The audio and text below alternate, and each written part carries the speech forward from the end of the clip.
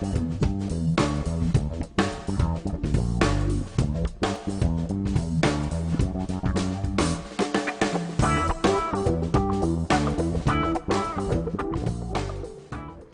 gente, vamos lá, vamos continuar.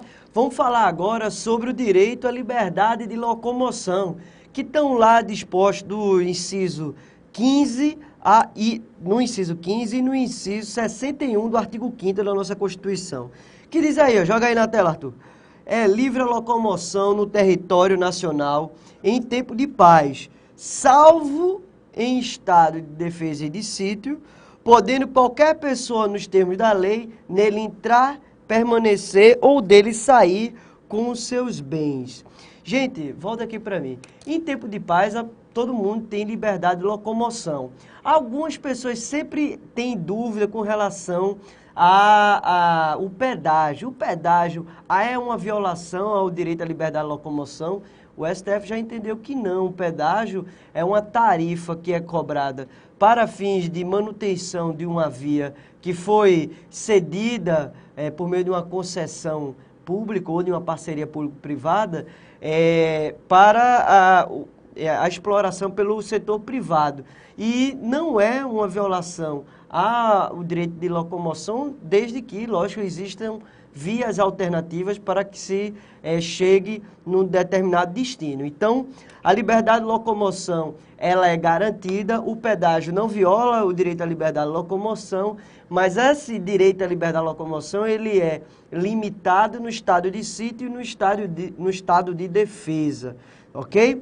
Outro direito importante para a sua prova é o direito de reunião, que está lá no inciso 16 do artigo 5º da nossa Constituição. Esse inciso, ele hoje, mais do que nunca, é importante que vocês estudem por conta das diversas manifestações sociais que vêm atingindo o Brasil desde junho de 2013, né? Eu trabalho na Prefeitura do Recife, vou dizer uma coisa para você, toda semana tem protesto. Meu amigo, minha amiga, não é brincadeira, viu? É protesto de todo tipo de qualidade. Então, vocês precisam estar antenados nesse inciso, porque como é uma demanda social muito grande, as provas vêm exigindo esse conteúdo, porque você vai ser um profissional que vai precisar tomar conhecimento de como esse direito deve ser exercido, porque não é um direito absoluto. O exercício do direito de reunião tem restrições, e o inciso 16 ele é muito claro. Está aí na sua tela, joga aí, Arthur, na tela. Todos podem se reunir, ó. Primeiro detalhe, pacificamente. Volta aqui para mim, Arthur. Gente, em 2013, os Black Blocs, eles quebraram de cara esse artigo, né, esse inciso. Porque o uso do protesto dele era de forma violenta. Eles iam para as ruas para destruir, né? Destruíam a agência bancária, destruíam carro, destruíam lojas, destruíam tudo, né? Jogava pedra na polícia e tinham também uma visão de destruir até pequenos negócios. Como eu sempre comento, né? Teve um caso que eu fiquei chocado, né? O pessoal destruiu um pequeno fiteirozinho na Avenida Paulista. O cara foi entrevistado chorando, não dá nem para chamar de empresário, né? É o empreendedor ali, né? O cara desesperado porque não tinha como pagar as dívidas, né? Não tinha como pagar o pão de cada dia, porque aquilo ali era o único sustento dele. O pessoal destruiu tudo num dos protestos, inclusive o pequeno fiteiro do cara que só vendia jornal e bala. Vê que bronca retada. Então, é um dispositivo que tem limitações. O direito de reunião, ele é um direito fundamental, mas ele tem que ser exercido de forma pacífica, sem armas. E também, ó, joga aí, Arthur, na tela. Em locais abertos ao público, independente de autorização. Volta aqui para mim, Arthur. Gente, se liga numa coisa aí, pegadinha de prova. O inciso 16, ele fala que você não precisa de autorização. Mas ele mais à frente fala que é exigido o prévio aviso às autoridades públicas. Aí você pode estar se perguntando, Alexandre, há uma contradição nesse inciso? Não, gente, não há. Entenda uma coisa. Uma coisa é você pedir autorização. Outra coisa é você informar que vai ter o protesto. É feito o adolescente, né, quando entra nessa fase de adolescência, que ele nem mais pede, ele só avisa os pais, né? Pai, tô indo para tal lugar, né? Ele nem mais pede. É a mesma coisa aqui. Vocês só vão avisar que vai. E qual é a diferença de pedir autorização e avisar? Pedir autorização, você está limitado a poder ou não poder. Avisar, você informa para a autoridade para que ela providencie estrutura adequada para evitar, inclusive, o atropelamento dos manifestantes, evitar maiores transtornos no trânsito, na mobilidade pública. Então, cuidado com isso na prova, não confunda. Muita gente confunde com isso na prova.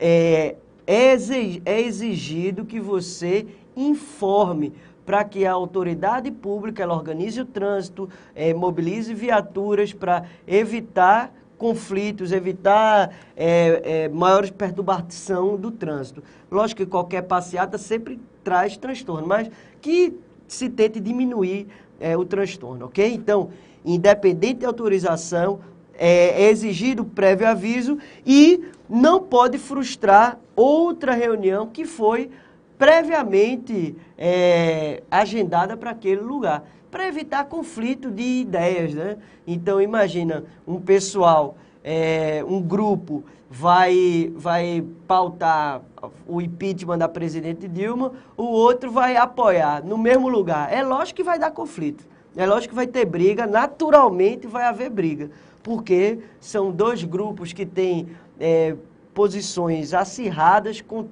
cada um defendendo com um vigor imenso o seu posicionamento. Então, se encontrarem num determinado espaço, a probabilidade de ter conflito físico é elevadíssima, né? Então, não pode haver esse encontro, né? É recomendável que não haja esse encontro entre dois grupos que têm posições distintas, ok? Esse direito de reunião, ele vai ser limitado tanto no estado de sítio como no estado de defesa, como está lá no artigo 139, inciso 4º e 136, parágrafo 1º da nossa Constituição. No caso de estado de defesa, ele poderá ser restringido, poderá. Já no estado de sítio, ele pode ser, inclusive, suspenso, beleza? Vamos falar da Marcha da Maconha, né? Uma decisão do STF na ADPF 187, né? Quando fala na Marcha da Maconha, você lembra logo do Bob Marley, né? Please don't worry about things. Gente, a Marcha da Maconha. O STF decidiu sobre isso daí. Por quê? Chegou uma infinidade de processos no STF dizendo que as marchas da maconha, que são várias, que ocorrem em vários estados, vários municípios do país, seriam uma apologia ao crime. Não só a Marcha da Maconha, né, mas como a Marcha das Vadias, que são grupos de feministas. O nome é esse mesmo, viu, gente? Marcha das Vadias, não é um termo pejorativo que eu estou utilizando, não. É o nome do grupo, Marcha das Vadias, certo? Se você botar lá no Google, você vai ver. Esse grupo Marcha das Vadias é um grupo de feministas. Elas pautam a legalização do aborto em qualquer formato, certo? Para além do que já está previsto no nosso Código Penal, no artigo 128, inciso 1º e inciso 2º. E aí, chegaram várias demandas com relação à Marcha da Maconha e à Marcha das Vadias, dizendo que aqueles atos, aqueles manifestos eram apologia ao crime.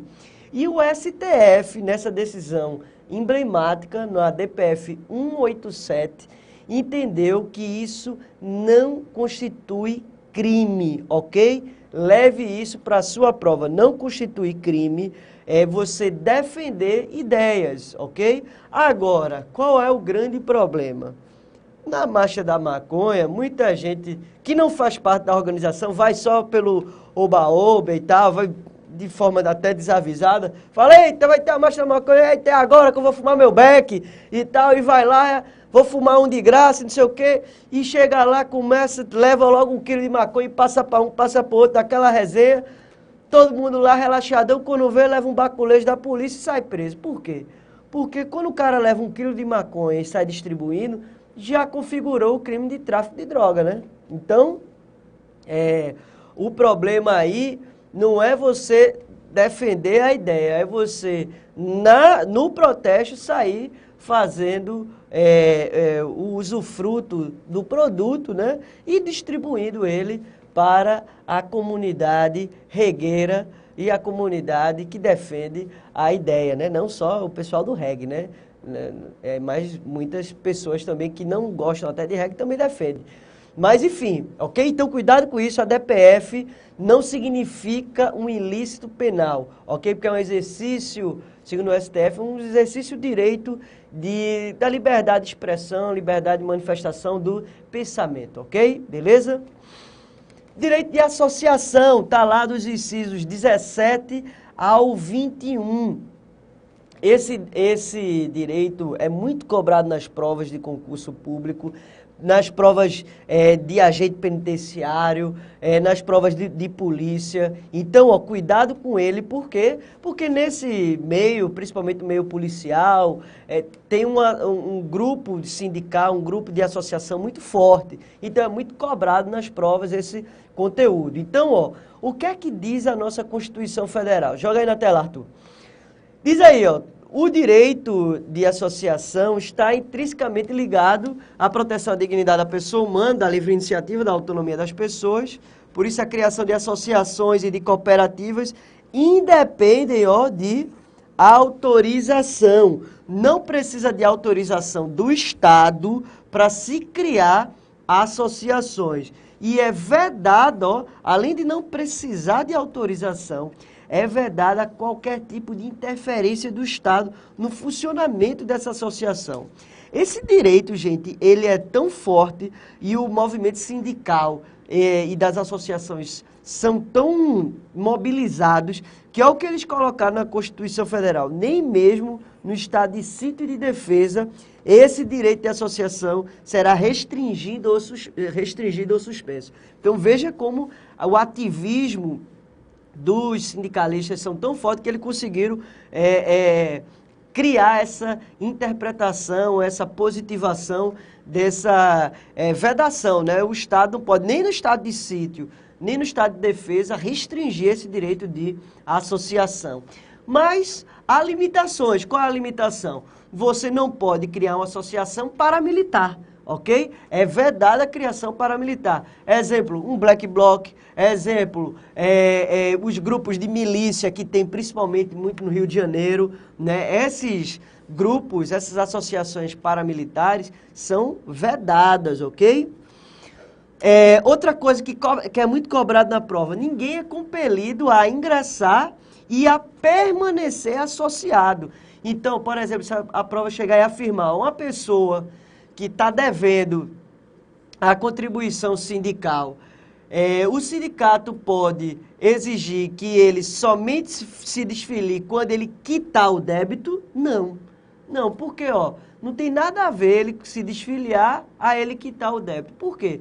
Ele tem um direito constitucional de se desfiliar de qualquer tipo de associação, ok? E esse débito, a associação, o sindicato, enfim, que vai buscar na justiça pertinente, ok? Que entre com ação pertinente, ação de cobrança, para reaver aquelas parcelas não pagas, beleza? Mas ninguém pode ser compelido a ficar vinculado e até se associar a qualquer grupo. Ninguém pode ser obrigado, beleza? Além do mais, essas associações só podem ser dissolvidas por decisão judicial transitada em julgado. Mas poderão ser suspensas por decisão judicial, em caráter cautelar. Veja, cuidado com essa pegadinha de prova. A suspensão do exercício da atividade pode ser de forma liminar, mas somente pela via judicial. Não pode o poder executivo, nem o poder legislativo, suspender as atividades de qualquer tipo de associação. Tem que ser pela via judicial, ok? E para a dissolução, a suspensão pode ser cautelarmente, mas para a dissolução não pode ser pela via cautelar, ok? Cuidado com isso na prova. uma associação não pode ser dissolvida por via de decisão liminar. A dissolução só ocorre pela via de uma decisão transitada em julgado. Além do mais, para haver essa decisão judicial dissolver na associação, essa associação tem que ter algum caráter ilícito, ok? Se não tiver um caráter ilícito, ela não poderá ser dissolvida. Ou seja, porque o partido X que está no governo, ele discorda do tipo de pensamento da associação, então entra com um pedido de dissolução e o judiciário quer aprovar esse pedido de dissolução. Pode isso? Não pode, ok? Não pode. Não pode se não tiver um caráter ilícito. Se ele estiver defendendo ideias lícitas, que não seja de caráter paramilitar e tal, mas se tiverem defendendo qualquer outro tipo de ideia, é tranquilo, não pode ser dissolvido, ok? Beleza? Direito à propriedade, está lá do inciso 22 ao inciso 26. E aí, gente, o que é que a Constituição Federal trouxe? Ele trouxe a ideia da função social da propriedade, que estão lá previstos também no artigo 182, parágrafo 2º, e no artigo 186 da Constituição Federal. Nesses termos, a propriedade e esse exercício desse direito à propriedade, ele não se revela absoluto. Por quê? Porque ela tem que ter uma finalidade social, sob pena de ela ser desapropriada por necessidade ou utilidade pública ou mesmo por interesse social. E aí, dentro dessa ideia de desapropriação, a Constituição Federal ela prevaleceu o interesse coletivo em detrimento do interesse individual. E você precisa levar para a prova as formas de indenização que as provas de concurso adoram cobrar esse tema. Como é que é a forma de indenização dessas desapropriações? Se for a regra, que está lá previsto no artigo 5º, inciso 24, a regra é que o pagamento seja em dinheiro. Se for desapropriação, sanção feita pelo município, vai ser por meio do pagamento por meio de título da dívida pública, ok? Se for desapropriação, sanção por meio da União, no caso, por exemplo, de reforma agrária, vai ser pago com título da dívida agrária. Então, qual é a regra? Numa desapropriação vai ser pago em dinheiro. Se for feito pelo município, numa desapropriação, sanção, vai ser título da dívida pública o pagamento. Se for feito pela União, numa desapropriação, sanção, também será título da dívida agrária, quando ele tiver essa finalidade de reforma agrária. Outro ponto importante, sobre a pequena propriedade rural, que é de 5 a 110 hectares. Ela é impenhorável, gente, para o pagamento de débitos decorrentes de sua atividade, desde que, seja trabalhada pela família. Então, volta aqui para mim, Arthur.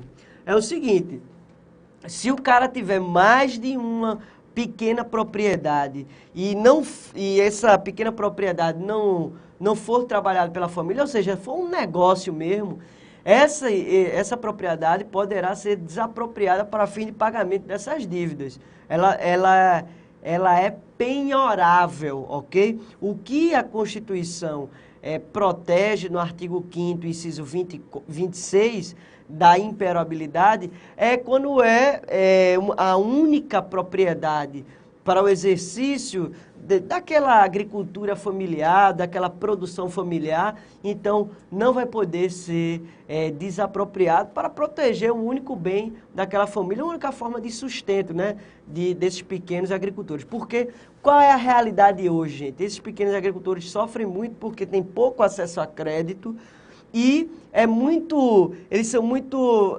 frágeis ao tempo. Então, se é uma seca muito forte, se é uma chuva muito forte e acaba com toda a produção, ele não tem capital de giro suficiente para comprar tudo de novo, porque pode ter perdido toda a produção e plantar tudo de novo para poder se alimentar. Muitas vezes, o que ele planta, ele vende e se alimenta. E quando ele perde tudo, como é que fica? Então, para ele, e é natural o pequeno agricultor, ele se endividar por conta dessa variação do tempo, do clima, e que, principalmente por conta desse aquecimento global, essa doideira que o tempo está, os pequenos agricultores são os que mais sofrem, né? Tem menos capacidade de se reerguer diante de uma crise. Então, esse dispositivo constitucional ele é muito bem-vindo para proteger essa realidade que é fato. É fato. Essa realidade é fato no campo. Outro ponto importante está lá no inciso 41 e no 42, que é sobre o racismo e a não discriminação. A nossa Constituição, ela prevê que a lei vai punir a discriminação atentatória dos direitos e liberdades fundamentais. Então, toda discriminação que venha por meio de uma lei, como estavam querendo o Marcos Feliciano, né, estava querendo tramitar no Congresso Nacional um projeto de lei que fazia a cura gay, né? Veja, esse projeto de lei era um projeto altamente discriminatório, porque vamos combinar, né, gente? A pessoa não vai deixar de ser gay por conta de uma lei. Vamos combinar, né? Ninguém vai deixar de ser gay porque teve uma lei que disse que agora você não pode ser mais gay. Isso é uma lei altamente discriminatória, que visa a perseguição de grupos minoritários na sociedade. Quem quiser escolher a sua orientação sexual, que escolha, isso não interfere em nada na minha vida, na sua. O que é que tem a ver? Não tem nada a ver, né? Cada um que escolha o seu caminho. A liberdade, ela está aí para isso, né? Então, eu acho que é uma besteira isso de alguns movimentos evangélicos, alguns grupos, não todos os movimentos evangélicos, alguns, que faz esse movimento de perseguição aos homossexuais, ao público LGBT. Todos eles são filhos de Deus, gente, pelo amor de Deus, né? Eu acho que se Deus estivesse aqui, se Jesus Cristo estivesse aqui hoje, ele com certeza iria defender a liberdade das pessoas, né? Porque isso é uma liberdade de todo mundo. Mas, enfim. A prática do racismo, segundo o inciso 42, ele diz: a prática do racismo constitui um crime inafiançável e imprescritível, sujeito à pena de reclusão. Cuidado com a pegadinha de prova. A prova, ela diz, o crime de racismo é afiançável, imprescritível e sujeito à pena de detenção. Falso, gente. Não é sujeito à pena de detenção. É sujeito à pena de reclusão. Cuidado com essa pena, com essa pegadinha. E é inafiançável, não é afiançável, não. Ou seja, não cabe fiança, beleza? E a qualquer tempo, esse processo penal, ele pode ser aberto para se investigar o crime de racismo, ok? Direitos do preso, está lá no artigo 49, 50, 62, 63 e 64.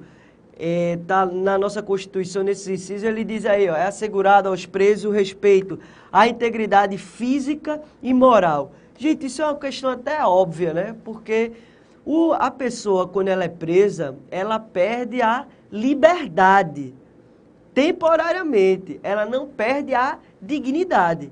Então, ele continua sendo um ser humano. Então, não pode ser espancado, não pode ser torturado, porque o objetivo da cadeia, né, do presídio, da pena de reclusão, é também a ressocialização. Além de ser uma punição-sanção, também e principalmente a finalidade de ressocialização, fazer com que a pessoa mude de ideia, construa um novo projeto de vida para voltar à sociedade numa nova perspectiva. Agora, qual é o grande problema que a gente vive hoje? Os nossos presídios são verdadeiros depósitos de gente. É depósito de gente, infelizmente, mas essa é a realidade. Um ou outro que se salva, mas a regra é que são depósitos de gente.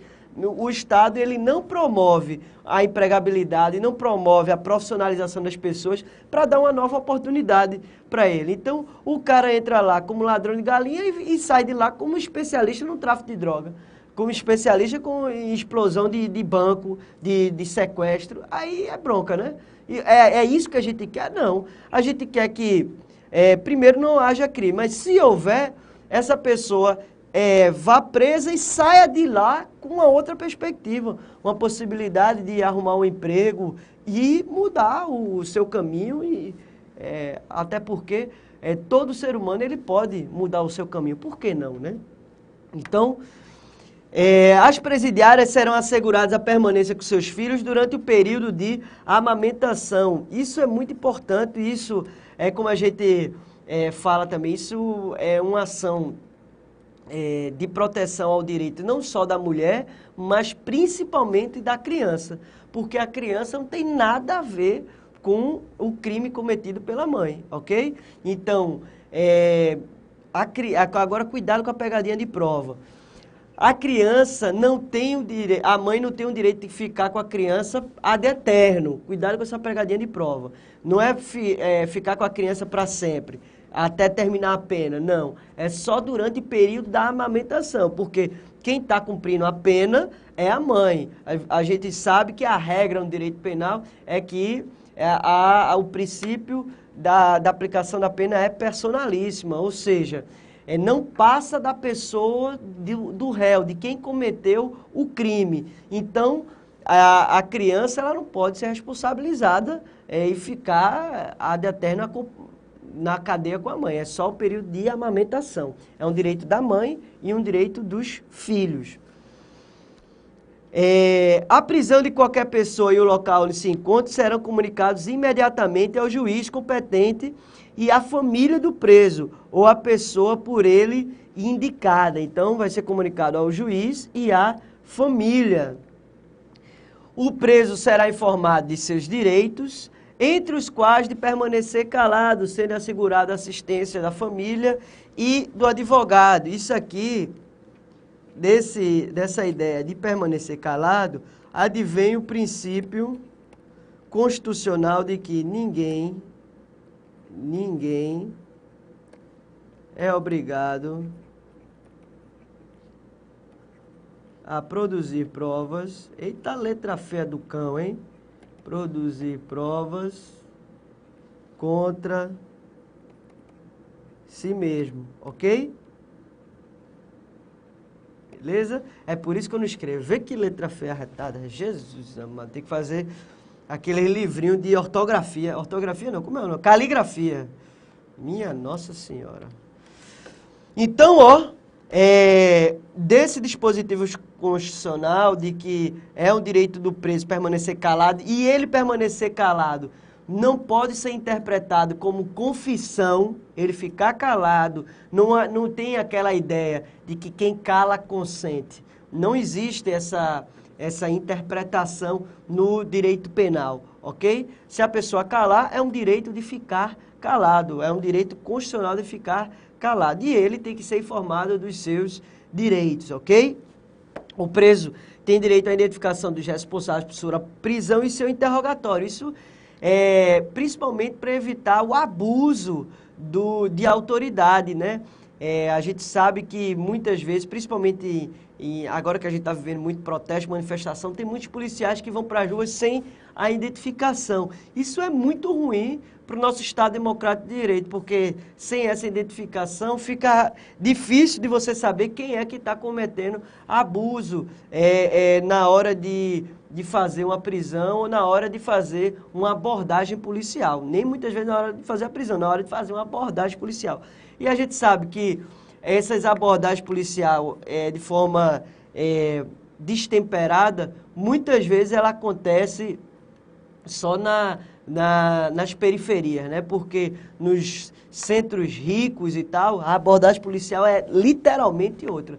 E a gente tem que manter um padrão, tem que ter um padrão de qualidade para qualquer tipo de público. Então, não pode haver essa seletividade, tem que haver um padrão de abordagem de respeito a todo mundo. né? Então, porque nas comunidades, os relatos são impressionantes, né? Que muitas vezes o cara chega batendo para depois sair perguntando, pedir identificação. Já chega descendo a marreta. Não são todos. São exceções, mas existe isso. E são essas exceções que mancham a imagem da corporação, infelizmente. E a gente tem que fazer um trabalho firme, porque o policial é o maior promotor de direitos humanos. É isso que eu defendo. O policial é o que está ali na frente, é o que está ali recebendo a demanda na hora, está ali com o peito exposto a todo tipo de vulnerabilidade e ameaça. E muitas vezes sem uma estrutura adequada fornecida pelo Estado, né? Com um colete à prova de bala vencido, com uma arma enferrujada capenga, né? A gente sabe também que do outro lado os policiais sofrem bastante. Mas a gente tem que manter a postura para melhorar essas abordagens policiais. No próximo bloco a gente continua.